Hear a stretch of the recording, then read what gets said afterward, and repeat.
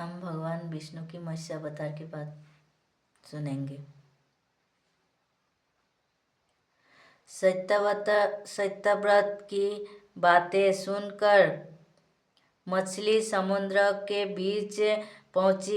एक महापर्वत की भांति समुद्र की लंबाई तक फैलकर बोली, सत्यव्रत, देखा तुम्हारी वाणी अचूक निकली और अचूक रहेगी। ना मालूम मैं ये बढ़ते बढ़ते क्या से क्या हो जाऊंगी। सत्यव्रत ने हाथ जोड़कर प्रणाम किया और उनकी स्तुति करने लगा। मत्स्य अवतार बोले, हे नारायण,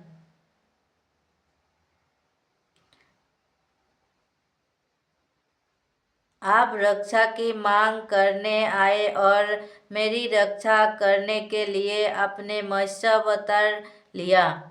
आप मत्स्य के रूप में अवतीर्ण लीला मानुष स्वरूप है। आपकी लीलाओं की समझने की ताकत मेरे अंदर कहाँ है? इसके जवाब में मत्स्य अवतार में रहने वाले विष्णु ने कहा, हे राजन, 7 दिनों के अंदर कल्पांत होने वाला है। प्रलय काल के जल में सारी दुनिया डूब जाएगी, लेकिन ज्ञान, औषधियाँ और बीजों का नाश नहीं होना चाहिए। तुम्हारे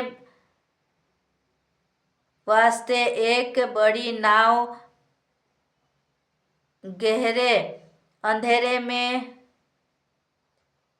चिराग की तरह जलती आएगी। उसी के अंदर सप्त ऋषि होंगे। उस रोशनी उन्हीं लोगों की है। तुम अपने साथ औषधियाँ और बीजों के ढेर को नाव में पहुंचा दो। मेरे सिर पर जो सिंह है, उस पर नाव को एक कस कर थामे रहूंगा और उसके डूबने से मैं बचाऊंगा। इसी के वास्ते मेरे इस रूप में अवतार लिया है। इस वक्त ब्रह्मा निद्रा में निमग्न है। उनके जागने तक ये नाव ध्रुव नक्षत्र को दिशा सूचक बनाकर यात्रा करेंगे। अगले कल्प में तुम विभसत के नाम से मनुष्य बनोगे। सहसा सत्यव्रत ने विष्णु की आज्ञा की सिरुधाई कर नतमस्तक हो उन्हें प्रणाम किया। मत्स्य अवतार अपने 4 पंखों को फड़फड़ाते ऊंची लहरों को चीरते समुद्र को अंदर चला गया।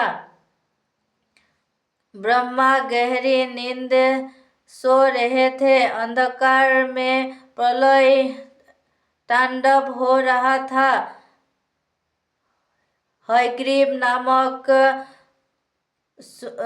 शुंभकासुर समुद्र तल से ऊपर आया। फिर अचानक सामग्री की तरह ब्रह्मा के सत्यलोक में उड़कर चला गया। ब्रह्मा जब निद्रा के सारे पहले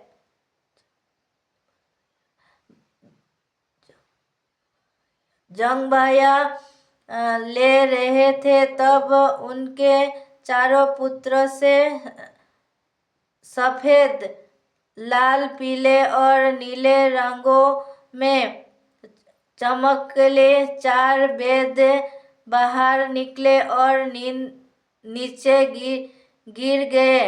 हयग्रीव उन्हें उस दोनों को उठा ले लिया, जाकर समुद्र के अंदर छिपा दिया।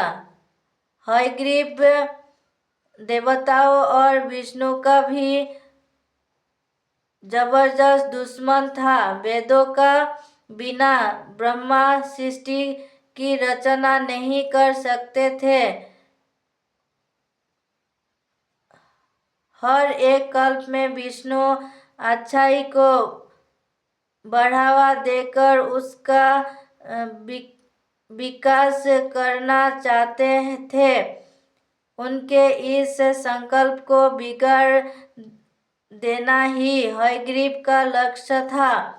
प्रलय कालीन समुद्र पृथ्वी को डुबो रहा था। उस वक्त सत्यव्रत को उस गहरे अंधेरे में डूबी दूरी पर नक्षत्र की तरह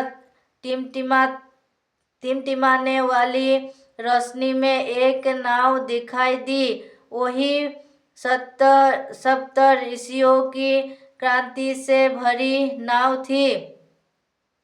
सत्यव्रत ने औषधियाँ तथा बीजों का नाव के अंदर पहुंचा दिया और नारायण की स्तुति करते उसी नाव में यात्रा करने लगा।